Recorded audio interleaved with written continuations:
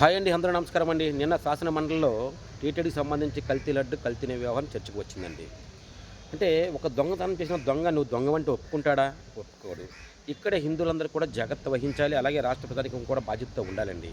అంటే ప్రజల్ని మభ్యపెట్టడానికి, ప్రజల్ని తప్పుదోవ పట్టించడానికి ఈ వైసీపీ పార్టీ ఎలాంటి కుటిలమైన రాజకీయం చేయడానికి సిద్ధంగా ఉందన్నమైన నిదర్శనమే నిన్న శాసన మండలిలో వైసీపీ ఎమ్మెల్సీలు మాట్లాడుతున్న తీరు, వాళ్ళు ప్రదర్శిస్తున్న హావభావాలు నిజంగా హిందూ సమాజానికి సిగ్గుచేటు. అసలు ఈ కల్తీ వ్యవహారం ఎక్కడండి స్టార్ట్ అయింది? టీటీడీలో పనిచేస్తున్న ఒక ఎంప్లే గత వైసీపీ ప్రభుత్వ హయాంలో కల్తీ వ్యవహారం జరిగిన అక్రమాలని బేస్ చేసుకొని ఇచ్చిన కంప్లీట్ ఆధారంగా ఇప్పుడున్న ఈ కూటమి ప్రభుత్వం సిట్ వేయడం జరిగింది.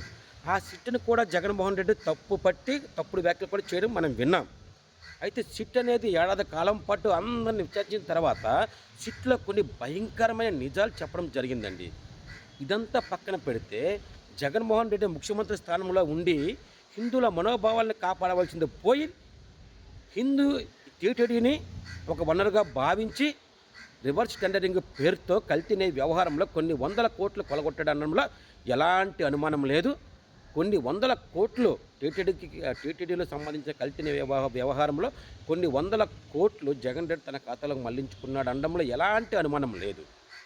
అయితే సిట్ కొన్ని వాస్తవాలు బహిర్గతం చేసిన దాంట్లో కొన్ని భయంకరమైన నిజాలు ఏంటంటే, అసలు అక్కడ చుక్క పాలే లేదు, ఒక ఆవు దూడ లేదు, అయినా నెయ్యి తయారైంది.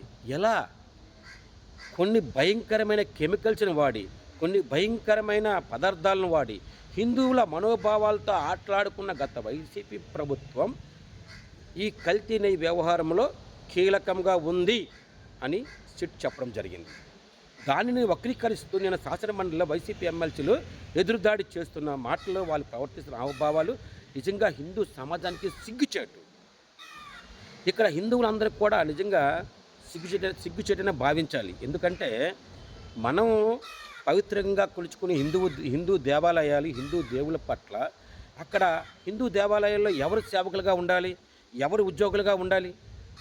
హిందువులే కదా ఉండాలి, హిందువులే కదా సేవకులుగా ఉండాలి. కానీ మన రాష్ట్రంలో ఉండే హిందూ దేవాలయాలన్నీ కూడా హిందువులే ఉన్నారంటారా? నా ఈ చిన్న లాజిక్ని ప్రతి ఒక్కరు కూడా గమనించాలి. అంటే ప్రతి ఒక్కరికి తెలిసిన విషయమే ఇది.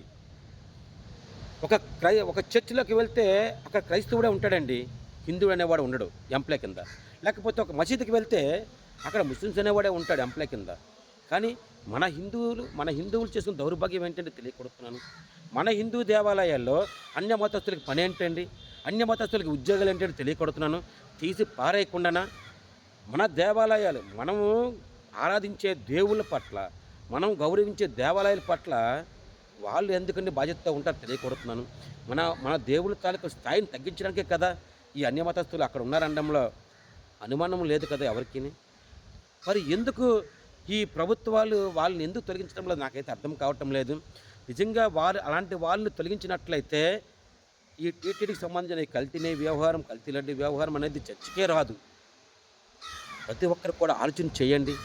నిజంగా ఒక ముఖ్యమంత్రి స్థానంలో ఉండి జగన్మోహన్ రెడ్డి హిందువుల గౌరవాలను కాపాడవలసింది పోయి కులాల మధ్యన, ప్రాంతాల మధ్యన ఈ విద్వేషాలు పెట్టే విధంగా హిందువుల మనోభావాలను తగ్గిస్తూ హిందువుల దేవతామూర్తుల గౌరవాలను తగ్గించే విధంగా ఈ కల్తీ నెయ్యి ఉందనడంలో ఎలాంటి అనుమానం లేదే. అయినప్పటికీ కూడా వైసీపీ ఎమ్మెల్సీలు ఇంత దారుణంగా ఎదురుదాడి చేయడం అనేది నిజంగా హిందూ సమాజం సిగ్గుగా భావించాలని నేను కోరుతూ జై హింద్.